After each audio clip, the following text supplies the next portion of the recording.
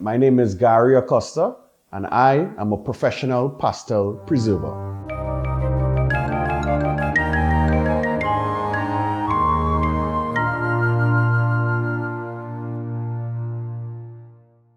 I've been preserving pastels professionally maybe about 10 years, but I've always enjoyed the art maybe for about 20 years since I was small, preserving the pastels which my mother didn't eat, and I was able to hide it away in the freezer.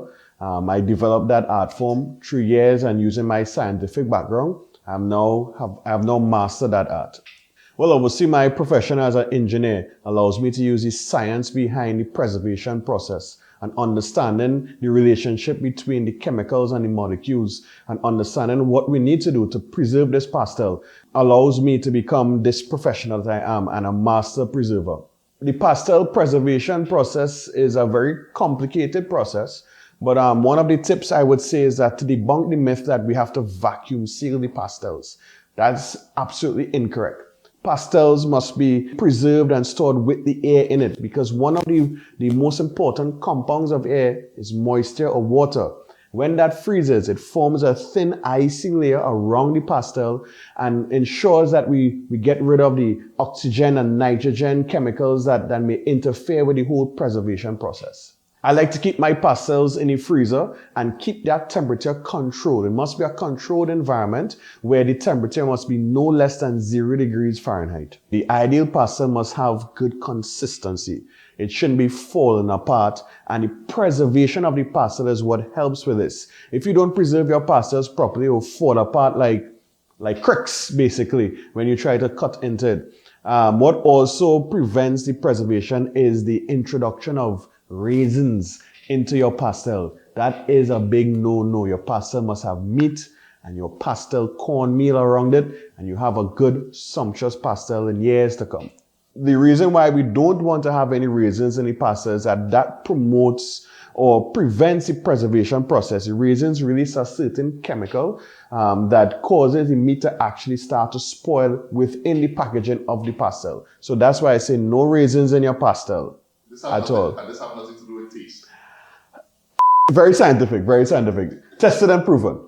I have preserved pastels for as much as 4 to 5 years. One of the most important things that you must do is that every 6 months, you must turn the pastel over to ensure that the preservation is evenly distributed across the entire pastel. The first thing you must do is drop the pastel back into the freezer.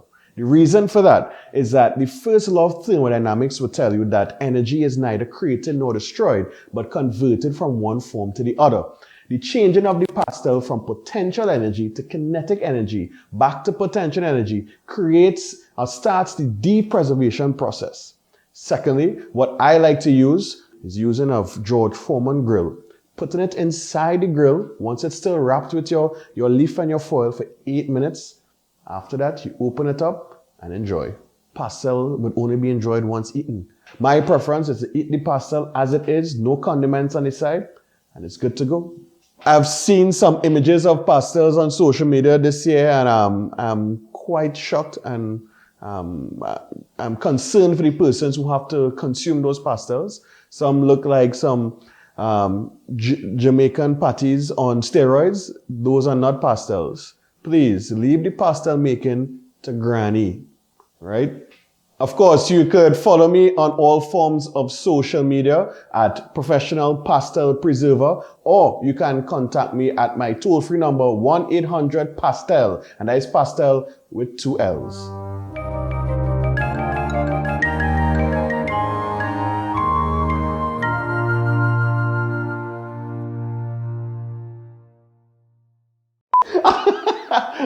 No ketchup on pastels.